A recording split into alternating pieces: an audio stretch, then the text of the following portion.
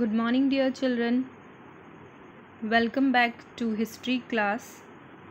Children, today we are going to start a new topic, that is chapter number 7, Weavers, Iron Smelters and Factory Owners. Children, this is an important topic. Now you will be thinking that how it is correlating to the other topics which we have covered till now. So the answer is it is correlating if we are trying to correlate it with the past lessons or chapters which we have covered. Like we have already discussed about the changes which took place in British India, right? Earlier it was called India was called as a golden bird. Later on, after the British came to India, they called it means the period which they ruled was called as the modern period. So how it became modern, that also we need to study in this chapter. So the first change which took place was the emergence of textile industry in India. Textile and iron and steel industry, these two were the you can call the backbone of industrialization in India.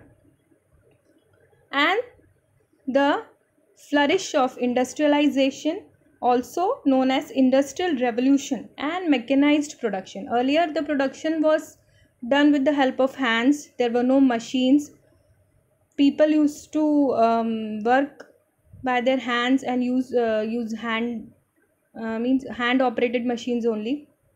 Later on fully automatic machines came, or semi-automatic machines came, which were producing in bulk. India under the British rule. This is another important point in this chapter which we have to study in this. When India was under the British rule, many changes took place in India, like modernization came into existence. Industrialization was forced. Means due to the coming of British in India, India was forced to change its method or the techniques of production.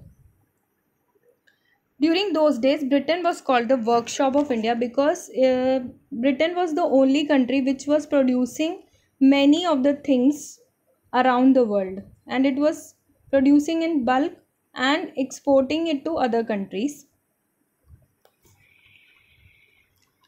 Industrialization of Britain.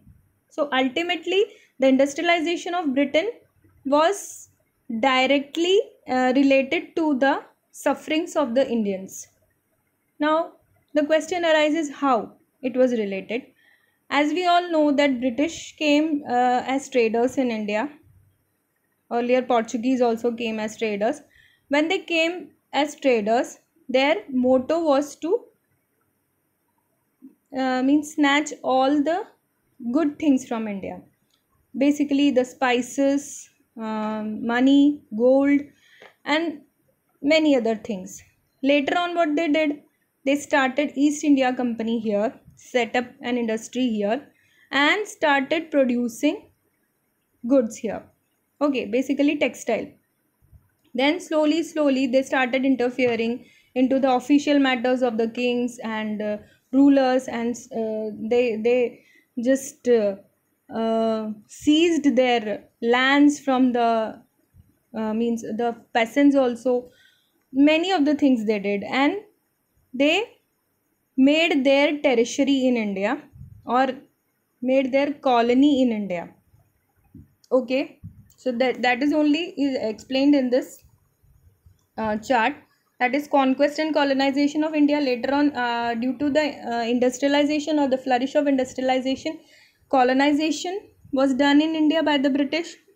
Trade to tertiary, that means first they came as traders, later on they started interfering in the official matters of the courts of the kings, and finally they became the rulers or the ultimate authorities who were ruling our country. Now, how all this happened? Due to the supply of raw material to vast market for selling goods, they used India because India was rich in many of the resources like cotton, jute, and spices and many things. So they came to know that the raw materials which were needed for the supply, means to produce goods in large quantity, will be ultimately they will get from India only. So what they did, they utilized the resources which are available in India, because they were getting the resources in very cheap rates. Okay, so it was very much beneficial for them. So they were, what they were doing, they were taking the raw materials from India. Suppose for example we take the example of cotton only. They took raw cotton from India, then they produced clothes in Britain in the mills. After that, again these sewed clothes were sent to India for sale. Okay, so this was the result, means they were taking our resources and selling it back to us only. ये था, मतलब हम ही से raw material खरीदते थे और हम ही को उसी का प्रोडक्ट बनाकर बेचने की कोशिश करते थे. So they were in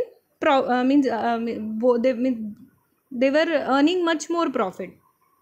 And what was the impact? Manufactured goods from Britain began flooding in Indian markets. So what happened to the weavers? Their job was over, or they became unemployed. Now what all topics we have to cover in this chapter? First, Indian textiles and the world market, means the textiles which were there in India or produced in India, and its relation to the world market. Words tell us histories. Words tell us histories means which all words came from the textile, means nowadays the words like calico or bandhana, whichever textile goods or means cloth which we are using, no, how they came into emergence. Okay, how the calico came into existence, now how the word calico came, who were the weavers, who were actually weaving clothes, were the machines weaving the clothes, or there were weavers who were actually behind this whole process. Cotton mills come up. Cotton mills means cotton textile mills came up in India. Next, most important point which we have to discuss in this chapter is the sword of Tipu Sultan and the wood steel. Actually, the sword of Tipu Sultan was made up of wood steel, which was the finest quality of steel. And do you know the best part of that steel? It won't get rust. मतलब उसमें जंग नहीं लगती है, उस type का steel था. That was also first of all produced in India only. Next, abundant furnaces in villages. Abundant furnaces like many other, like there was smelters also, iron smelters, and they used to make tools. So furnaces were there to melt iron and to mold it into different shapes. So how and there was another work which was done, that is brick making. For that also furnaces are needed to bake the bricks. So all these things were done, that we will discuss in detail. Iron and steel factories come up in India. This was the great what to say, turning point in the industrialization of India. Iron and steel industry, and the first industry which flourished Indian market or came into Indian market was TISCO, that is Tata Industries. Okay, that means TISCO was owned by Jamshedji Tata. That also we will discuss in detail. Okay students, so this is all for today. In the next video, we will discuss in detail about all the topics one by one and briefly. Till then, goodbye.